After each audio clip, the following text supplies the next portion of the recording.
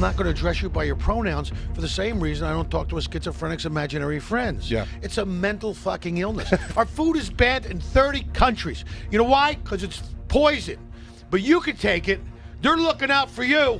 And if they don't get you with the vaccine, they're going to get you with the poisons in the food or the phthalates. The fact that human beings film each other fucking, and other people at home are watching people fuck. What's your obsession with fucking? I mean, yeah, I like to fuck. I'm good at it. But I don't need somebody. I need a fucking camera crew. Everyone's a fucking victim!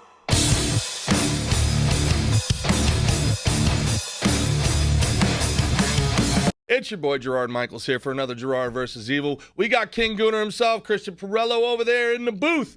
And I am incredibly honored to have a special guest on today's episode, none other than Jimmy Shubert, ladies and gentlemen. Jimmy Shubert. Hola, amigos and amigas. Jimmy, for people that don't know, Jimmy Shubert is a legend in the comedy community. Now, one thing I don't like, Jimmy, is when people refer to other comics, and we got to turn this around. Ethan Suplee's Prep Deck, for people that don't know, is fantastic.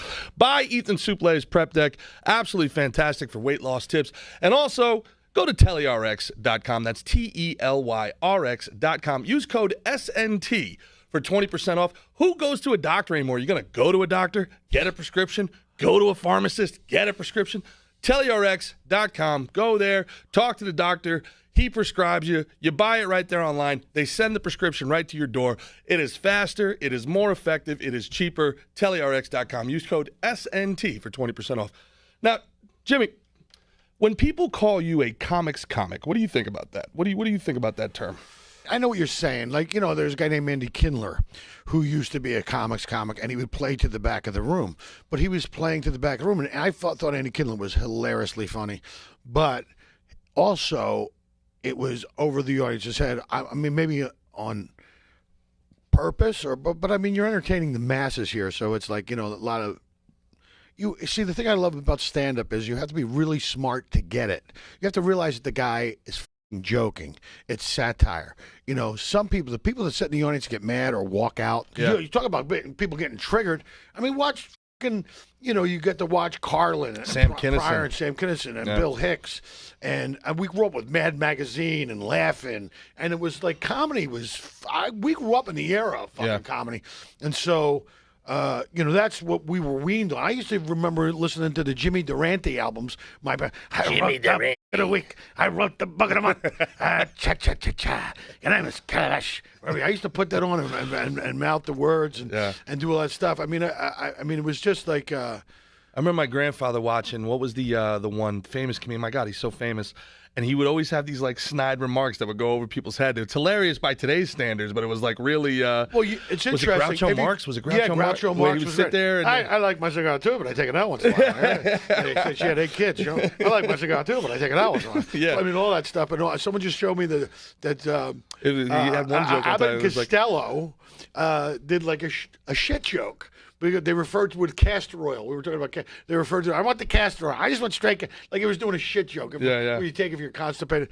But I mean, if you go back and look at like, it's funny because I go back and like I study this. Like go back all the way back. Like when you guys, I played at Throckmorton Theater in up in Northern California, and that's a theater that Charlie Chaplin played when he was going from the mining towns. He stopped down there and played that theater. But guys like Charlie Chaplin, guys like you know, Jack Bennett, these guys pioneered the medium of radio. First of all, they were live performers, but then they pioneered the medium of radio, and then they pioneered television. Ernie Kovacs is... The guy was doing 14 hours of live television a week. You know, all those guys are like, it was never... I mean, it was just invented. Radio was invented. Yeah. Guys like Jack Benny were doing it. I mean, comedy's always been king, and comedians always kind of. So I think today's comedy is still fucking king. But like you said, you know, you started in magic. Those guys, they had magic. They would sing. They would dance. It was vaudevillian. The concept of standing up there and doing comedy for 60 minutes really didn't originate until what, the 40s. 50s? Well, no, it was. I think it was Mort Saul used to grab his newspaper and go up on stage. He had the newspaper because he has jokes written in the newspaper. But it was like he was talking about the events of that day. You know, it's that way, the way the Americans do it, where you go up and you can talk about whatever you want. I mean, you could arguably say, Hope. well, yeah, but you could arguably say, it's the second oldest profession. Like, bring me the Jesters. girls, bring me the girls, and then bring me the court jester. And if court jester wasn't funny, off with his head. Is he talking about me? Is he talking about me? Certainly, you could see my clothes. Oh, sir, we can. And you're hung like a button on a fur coat. Off with his head. Where did you begin to get into this? Let's call it alternative. Alternative to the establishment information thinking. Well, it started with the pandemic. It really did. So, Yeah. all the way up into the pandemic, you were kind of like. Well, I was aware of it, but I wasn't really I wasn't as vocal about it as I am now. I mean, when you realize it was crimes against humanity. I don't understand why everybody's not upset. And that's just one of the crimes against humanity. Yeah. And then there's the greatest scam. That's got to be one of the greatest crimes is the food pyramid. They flipped the food pyramid. If you flip the food pyramid, you get fat people. What do fat people need? Insulin. And then you track that back to Rockefeller, who basically was one of these guys who was an oil industry magnate and realized that you could make petroleum-based medicines. And then he started taking his money and investing in the way they teach medicine, the way you practice medicine. And so he started donating money to saying we're going to teach medicine. Eastern versus Western we're going to medicine. teach different. Yeah, all that alternative medicine is there for a reason. I am all about the old ways. I'm about taking your feet off and walking on the beach and getting grounded. I'm about charging yourself up by the sun. I'm about eating. I buy spring water in a bottle. I don't drink anything out of plastic. I mean, it's impossible. A glass bottle? Wait, glass bottle. Yeah, I don't do anything plastic, and it's impossible because you can't drink your tap water. I mean, I filtered the shit 7 times, and there's still stuff in it. I guarantee it. The minute I get home with stuff that isn't plastic, I get it out and put it in glass containers. I don't eat vegetables because they're sprayed with poisons, and it's real poison. But it's almost everywhere. It's in your wine. It's on the grapes when you drink the wine. It's in the wheat and the beer, and when you drink beer, it's in the beer. It's in the beer. They tested like top 10 brands. Fluoride. Yeah, it's fluoride in your toothpaste, in your water. Fluoride is a calcification of your pineal gland. So that's why if you go do a little bit of DMT or Dimitri, that's it. Just straight up, boom! Oh yeah, blows it out. Yeah, Oh, yeah. And I got to tell you, bro, it'll change your life. As well as mushrooms, I microdose mushrooms. I don't. The meat I eat is straight from the farm. It is sunshine, water, and grass. They don't even take the last 45 days and feed it grain to give it the marbleization. Now, granted, the steaks are smaller, but still, there's no frickin' shit in it. The eggs are soy-free and grain-free. And the eggs, which I like, it's crazy. Like, these vegans, they have a tough time getting pregnant because you're not eating eggs. Yeah. Eggs is necessary. It's got cholesterol in it. You need cholesterol. Numbers, anywhere between 220 and 300 is a great number for cholesterol. Your body needs it. Your body needs it. They convinced you it was bad. They lied. Another lie. I mean, we could go back. They faked the moon landing. They faked the fucking moon landing for what? If you fake that, what else would you do? I mean, if you go back, the shoes that what's his name wore, and then the footprint, they don't match. I mean, there's Stanley Kubrick. It's that space is a final frontier, but it's made in a Hollywood basement. Yeah. People know, like it's a joke. It's all been a manipulation from going back to the 1920s when everything changed. When everything kind of changed, these people started making decisions, and it's they're all about enriching themselves and their families, and fuck you and your kind. And like Trump says, the system's rigged, man. The system's rigged. If you got to figure out a way to operate. You can't hate the game. You can't hate the player, but you gotta hate the game. It's like one thing after another. After another, you go, oh shit. So one of the things I love about you and your act, I feel very similar in a lot of the instances as you do. But this is a little heavy for the audience. So trying to figure out how to get the point across, how to use the platform properly, but also still be entertaining. Yeah. Also still make people laugh. Yeah, don't turn into like, because what I hated about the woke more than anything else, like they don't have a sense of humor. They just weren't funny. Yeah. Like I came up in New York comedy, everybody was liberal, be a black guy who hates white people. I don't care, but be funny. Yeah. And after a while it just became like, oh my God, another women and gender study lecture. I mean, obviously we're on a podcast now, but I'm with you. The point is, how do you figure out how to make this funny? But also, I mean, my job is to make you laugh and think. How do I accomplish that goal? Well, I think you do a great job of it, is what I was saying. But that's what I try to make them laugh and think, and I put these little pieces of information along the way, leaving breadcrumbs, because I can't look. You're only capable of receiving the message that you're at the frequency you're vibrating to. But if you talk about all this stuff, I mean, even the frequency of music or the God frequency, or if you just that's what I listen to in my house, as like if you're just trying to. Align yourself with we're meant to do none of this. We're not supposed to sit at a desk for 8 hours a day. We're not supposed to be indoors. Yeah. We're not supposed to be, I mean, I've talked about it a lot. Imagine the kid at 12 years old who looks at a bright sunny day outside and daydreams about being out there, and they go, this kid's messed up. That's the weirdo. That's the kid we got to put on pills. This kid can't concentrate. Why don't you let him outside? He doesn't want to be here. Bro, imagine being educated in this indoctrination system, and when you graduate, you're not even able to read. Yeah. You should be able to grow your own food. Well, because you should be able to find clean drinking water. It's not education. You should be able to sew your clothes and mend your clothes. You should be able to cook. Code. If you taught people to cook, you wouldn't have obesity.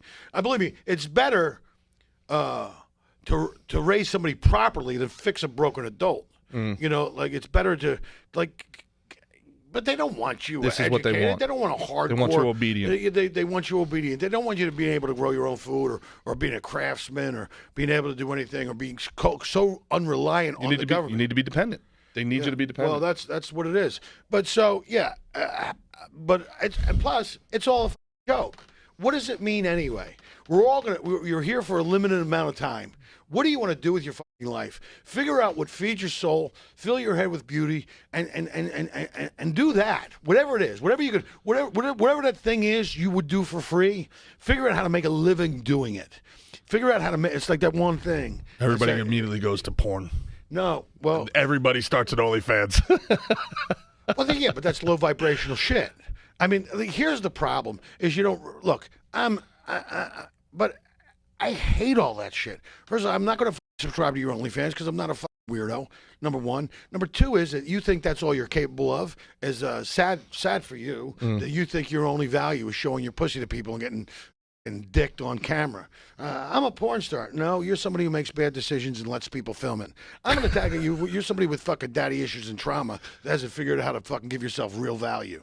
All right. This is the most beautiful message said in the most hostile way. Well, because I'm a passionate human being. I love it. But it's fucking gross. It's fucking gross that's all you think you're capable of. Contributing to the world is your fucking catcher's mitt of a pussy getting fucking dicked down by 6 guys. That's my OnlyFans. Yeah. Who gives a shit? It's this. If you look at the LGBTQ, you know what the LGBTQ is? It's like the colors of the chakras. Red is the root chakra, and purple is the higher consciousness chakra. All they did was flip it. So now, the red is up here and the purple's down here, and that's all they did was flip that thing. Look, it's fucking gross. I mean, the fact that people okay, and I'm not saying I haven't watched it and rubbed one out, but the fact that human beings film each other fucking, and other people at home are watching people fuck. I mean, that's how fucking and now we do it with other human beings. We film them while they're fucking. Then we go into the woods and film woodpeckers fucking. From the National Geographic film, it's the mating cry, the red crescent Heppelberger, and they're fucking in the tree branch. And it's like, what's your obsession with fucking? I mean, yeah, I like to fuck. I'm good at it. But I don't need somebody. I don't need a fucking camera crew. I don't need. It's like you know. It's like It's the gay. I don't give a fuck who you're fucking. Keep it to yourself. Nobody cares. Yeah. I mean, it's like, is that all you are? Is that all you contribute? It's fucking embarrassing. To tell you the truth, it's fucking embarrassing. And you're a low vibrational motherfucker, and I don't want you anywhere near my fucking life. Interesting. So when you lived in L.A., did you feel this way, or is this something maybe living in L.A. you became overexposed to? Look at the fucking pedophilia that goes on out there. Look at the All Quiet on the Set. Look what they did to those fucking kids. They fucking filmed it. Yeah, I was aware of it. Were you aware of it? I was aware of it. Because I mean, you were deep in the entertainment industry out there for a long time, right? I would say deep. I mean, I was a working actor. I didn't go to fucking Hollywood party. I mean, I hung out with Kinison. He was a Hollywood party all by himself. But I didn't go. I didn't go like to these fucking. I didn't go to those. Like, I didn't want to. I was like, Look, fame is fucking overrated. I know a lot of famous people. Mm-hmm. First off, they're fucking miserable. I have a friend of mine who's a psychiatrist, and he fucking deals with all of them. Yeah. They're all fucking miserable. They're on TV shows. They have lots of fucking money, and they fucking hate their lives. And the reason is because they got rid of, once they become successful, they get rid of all their old friends. Mm-hmm. And so they get these new friends. But these new friends are phony fucking L.A. motherfuckers who are just there. And there's no fulfillment. There's not. I mean, don't get me. It's not everybody. I'm painting with broad brush strokes here, obviously.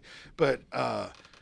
But it's like it's other, and you hear them talk about it. I mean, look, other than getting a great restaurant on the table, look, the rich and famous part. The rich is great. The famous, not so much. Really? I mean, I've been out with guys, and the fucking people come up and yell in their face. I mean, Kinison.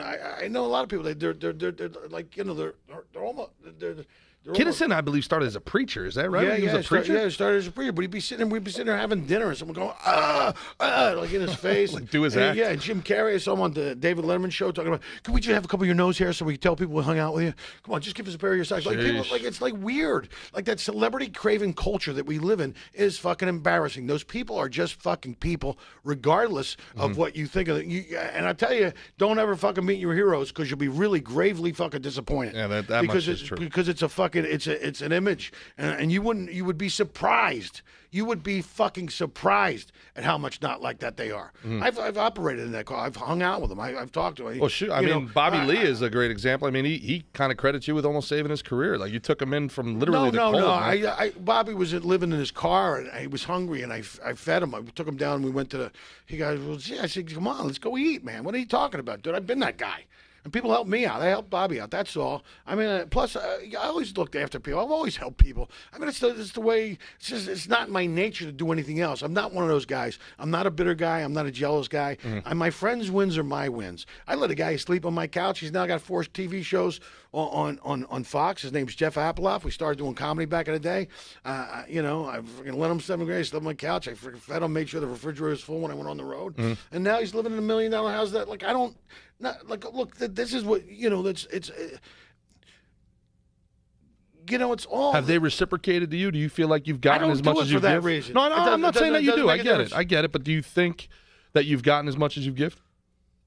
Doesn't make a difference. Doesn't make a difference. It's not why I do it. And furthermore, it doesn't change who I am, regardless of whether it comes back the other way. It's not why I did it in the first place, and it doesn't. And that's not why I did it. I don't do it. I don't keep score. What I do is do what I feel that's the right thing to do at the time. And so, and I happen to be. I'm not perfect, but I definitely have a lot of empathy for, and especially with artists. I know how tough this job is.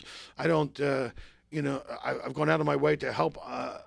So many people over the years are sending emails. Hey, you should get this guy in your club. He's a great act. Get him on the road. Try to help him get some. You can only do what you can do, because look, my friends' wins are my wins. I hope everybody makes it. I really do. Look, there's a side of me that doesn't really want to become famous. Because I just want to make a living doing something I love. Well, you are a fan. I mean, you were all over the Comedy Store documentary. I mean, everybody. Yeah, it is in that world, and I've done a lot of television. I've done a lot of movies, and so. Were you there the night Rogan called out Mencia? I wasn't in town that night, but I knew it was brewing. Really? Well, first off, Carlos Mencia, like nobody, like if Carlos were going, he would go up and do an hour. And he would bump everybody. And then he would sit in the back of the room and he would steal people's jokes. He was notorious for it. I wouldn't go on if he was there. Really? Yeah, I go, no, this fucking guy. Because he had access to a TV show. And Joe was right to call him out for it. The guy's a fucking thief. Yeah. He's a fucking thief. And he was actually arrogant about it. Yeah, he tried to end, I believe it was Bobby and Ari's career. And threaten them with being blacklisted if they actually went forward with any. Well, of this, which is the worst than even stealing. It's like not only are you stealing from me, but then you're gonna blackmail my career against me. I don't know what the agency was, but Joe and Carlos were the same agency, and they got rid of Joe. I know. Well, back then, this is what people don't remember about the Mencia Rogan incident. Rogan wasn't Rogan back then. Right? I mean, he had done this is, I think, before Fear Factor. He had done talk radio. Joe was on news radio. Joe does news radio. He did Fear Factor. I mean, but Mencia had just taken over for Chappelle. Doesn't make a difference, bro. It doesn't make a difference. Someone had to call him out, and Rogan did. It took some real balls, though. You know, yeah, that's what I'm saying. Hey, there weren't any repercussions. I mean, he lost his agency over it, and they banned him from the Comedy Store because they banned Rogan from the Comedy Store. Yeah. No shit. Yeah, they made a choice. They said, and so and Joe didn't go back for a number of years, and then they changed the whole thing, and Joe started going back. But Joe's done so much for that club, and also all the comedians there. But Joe was like, he would go in there and they say, here, he didn't take a paycheck. He would say, here, use it to fix the club. You do the bathrooms. Wow. And they did. And they started renovating the club. And so Joe loves the place like we all do. Everybody that started there loves the place. I mean, Mitzi passed me. I'm a passed by Mitzi regular at the Comedy Store. Not all these goons that came after Mitzi, but Mitzi, sure, passed me and made me a paid regular at the store. I also was doing it at Arsenio Hall, Andrew Dice Clay, Gary Shandling, Louis Anderson. I mean, the list goes on. Robin Williams would come in. Eddie Murphy would come in. I mean, this was like, I'm a doorman. I was there watching. The greatest education you can get was sitting there watching and then and figuring out how to fucking do this art form and to do it at a high level, because you could watch these guys, and even you can learn a lot by watching a bad comedian. You know what not to do, learn what not to do. But it was a once in a lifetime experience. I didn't realize it at the time. How lucky and fortunate you were to have been there, because everything changes. Everything's temporary. I don't know. I saw this thing on. Somebody talking about this thing online about, there's every moment is a once in a lifetime moment, because it's not going to happen again. But because we take things for granted, you think it will. And they said that, in other words, next time you hug somebody you love and care about, is when you do hug them, hold them and then close your eyes and imagine that this is the last time you're going to see that person. So that then the hug takes on a different kind of meaning. It takes on a different kind of thing. But that's really why. Like, dude, I got to tell you, I went to India with Russell Peters. You go to India and man, Russell is an amazing dude. But you go to India with Russell and it's like being with Elvis. No shit. Yeah, and he's doing these amazing arenas. And he brought me to go open his shows, which were amazing. And just a world-class, amazing experience. Shared that whole culture with me. Build up a whole following there. Because, stand-up comedy is a uniquely American art form, like jazz music. And so for him to go over there and, turn these people into fans of comedy. They were Russell Peters fans, and now he's brought comedy to them, and now they kind of get it. So it's an interesting thing. But also, if you go to India, and I was talking with Russell's brother about this. I think they were born in India, and their parents moved to Canada, or whatever the deal was, or Clayton, his brother, was born there, and then they moved to Canada. But I was taken aback by the poverty, like the real poverty. Legit third world poverty. No shoes, sleeping in doorways, dirt, and as bad as it is, you could be wearing a Tag Heuer and go into the slums of Calcutta. They would never rob you. They would never steal your watch. Wow. They would never rob you. So, but we talked about the geometry of where you're born. If you're born in India, you don't have this life. Mm-hmm. I don't have this life. Mm-hmm. Russell doesn't have his brother doesn't have the life. It's like when I was in the Philippines, I was on vacation, doing some scuba diving and stuff.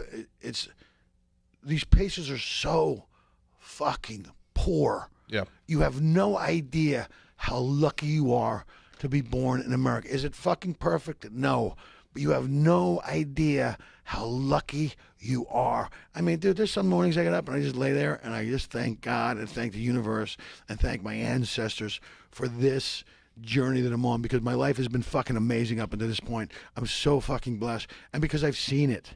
And you have people in this country who have fucking everything. They're a Maharaji with a 2-car garage, and there they are fucking lifting up boulders for shit to be upset about. Well, there's a reason, I think, and I think you just hit the nail on the head there. Your ancestors. You didn't get here by accident. Your ancestors did something to survive, to make it here, to make this life for you, for then you to turn around and use the prosperity that they created for you, especially these, like, there's nothing in the world I hate more than the self-loathing rich progressives. I hate this person more than anybody on earth. Yeah. And, they want to sit here and, this is so horrible. It's the worst place. Dude, you're spitting in the face of your ancestors. Well, it's interesting. Have you ever heard of the Ancestral Mathematics? What, the third generation poverty? No, it's fourth generation. Fourth generation? No, it's 4,062 people had to meet each other, fall in love over 4 generations in order for you to exist. Really? Yeah. So I always tell people, walk in the room like you got 4,000 people standing behind you, because you do. Yeah. That's 4,062 people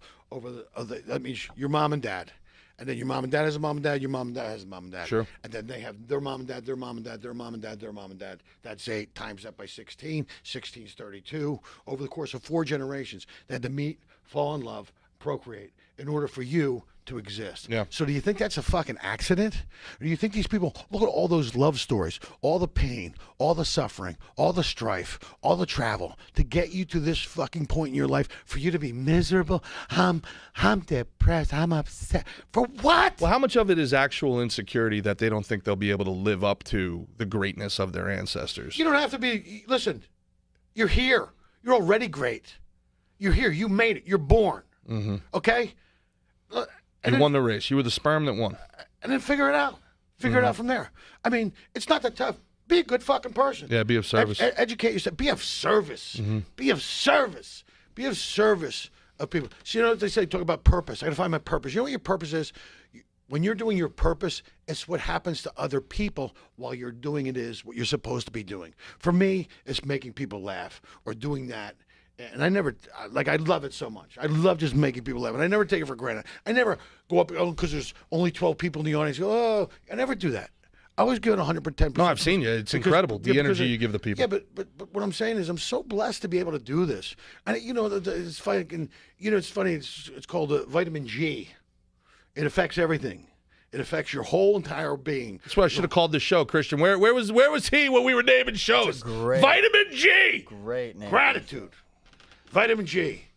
The latitude and longitude of gratitude. Absolutely. That's it. Because I tell you, when you're grateful, you find more things in your life to be grateful for. But when you're a miserable fuck, and I hate this is going to get, then that's what you find. Listen, the one thing I know to be true in life is whatever you put into the universe comes back to you tenfold. So if you want great friends, be a great fucking friend.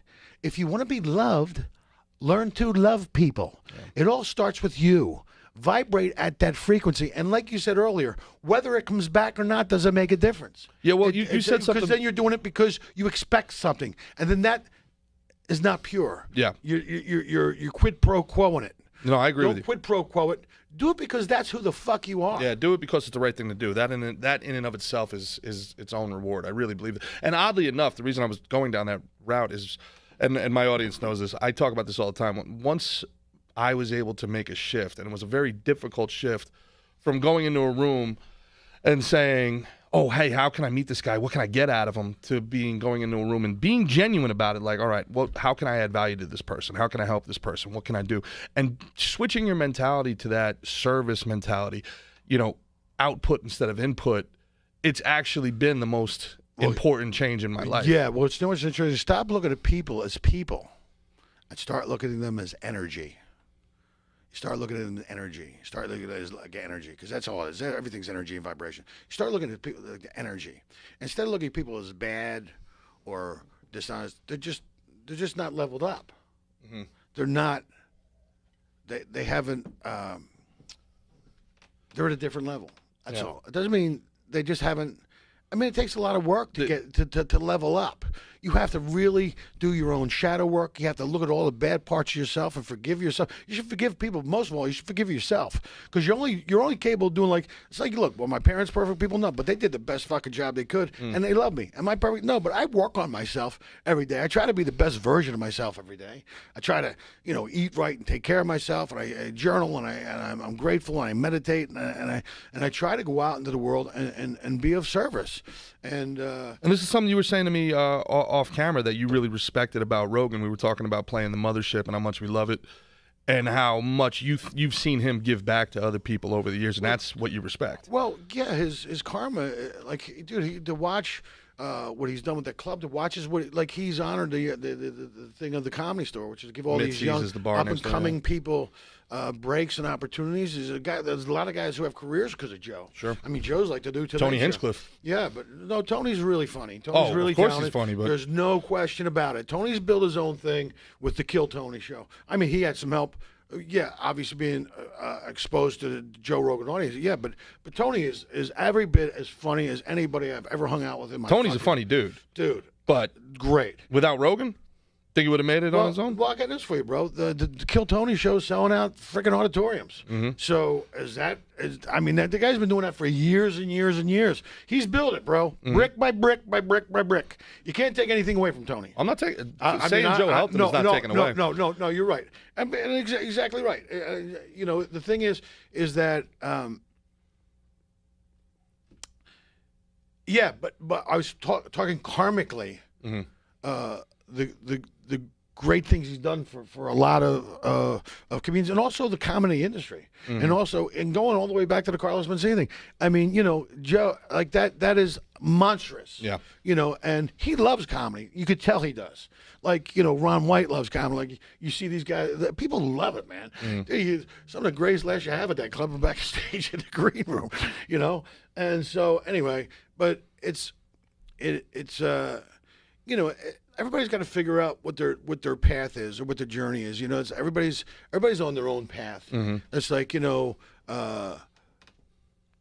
never been one of those dudes, man. I've never been one of those guys. I root for my friends all the time.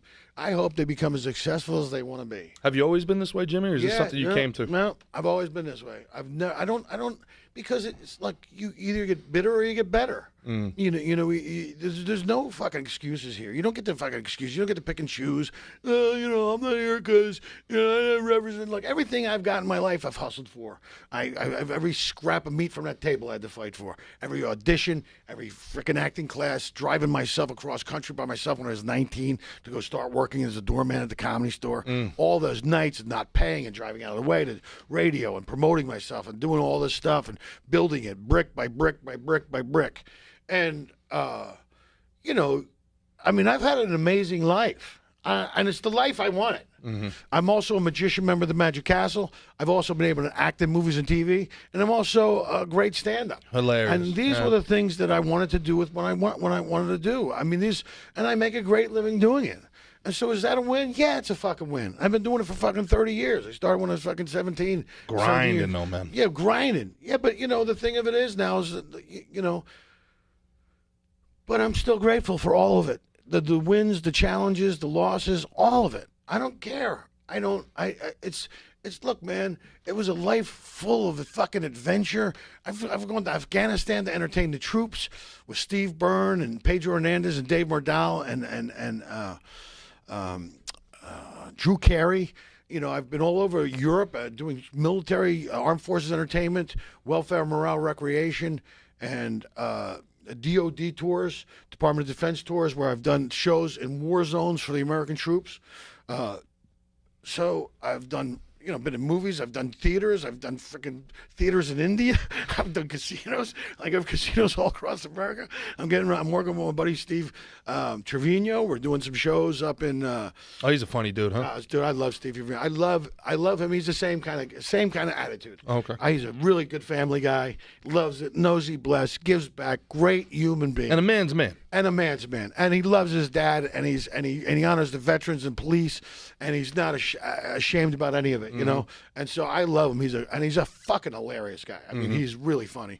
And so But yeah, but I mean, all you know, I got a lot of friends. Like, you know, when you've done this long enough, you realize how tough it is to do. And so I respect. I have like anybody who's got like 20 years in or 25 years in is automatically has my respect because I know how tough this game is. It's so fucking tough to get to that point because so many people drop out or whatever thing. I mean, if your heart's not in it, you're not going to make it. 100%. If you don't live it, breathe it, eat it, and sleep it, you're not going to make 100%. it. But you got to find that thing. A million different chances to quit along the way. A million different reasons to quit.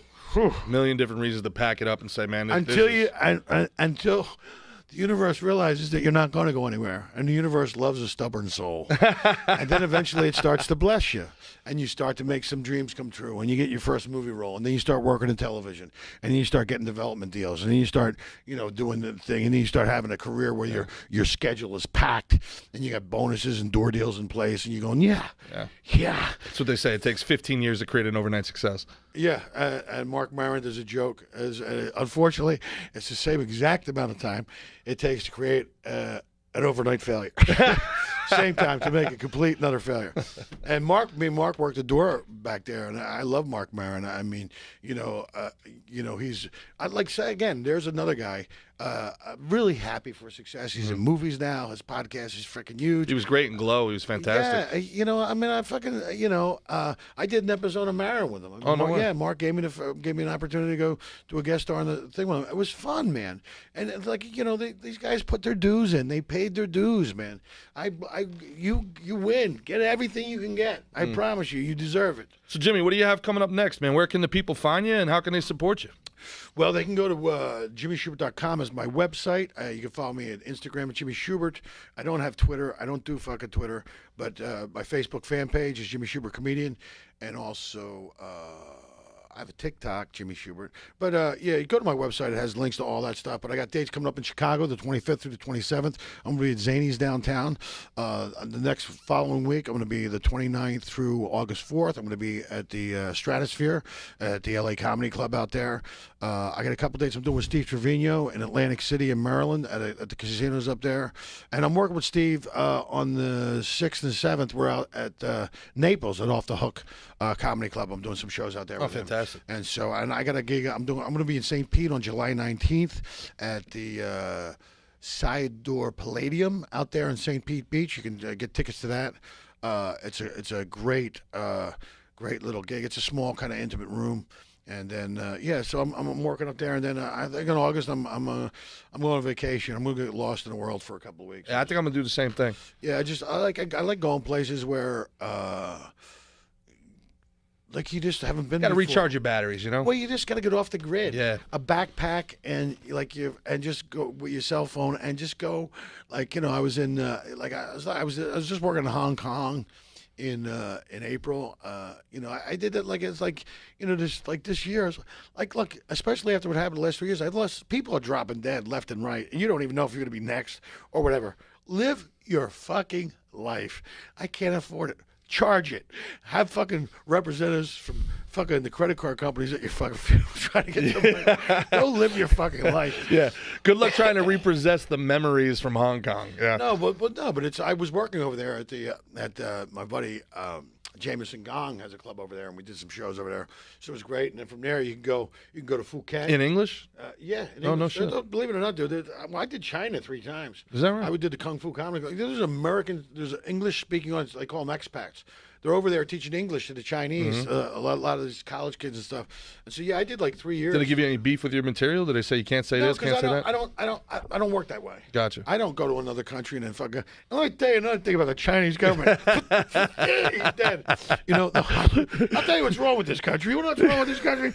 He's in prison. He's been in the fucking hellhole. He's been there for 6 months. That's why when you. What is the punchline? I need to know. That's why when you travel to another country, you have to have 6 months on your pay. You can't go if it expires in 2 months. You have to have at least 6 months on the end of your passport before you go to other Just countries. in case. Just in case. You get caught smuggling opium up in your fucking leather Cheerio and you wind up in a Turkish prison. This is an oddly specific just in case. No, because that's that movie. What's that movie where the guy wound up in a Turkish prison? I know what you're talking about. Yeah. But anyway, that fucking but I mean, dude, you see it.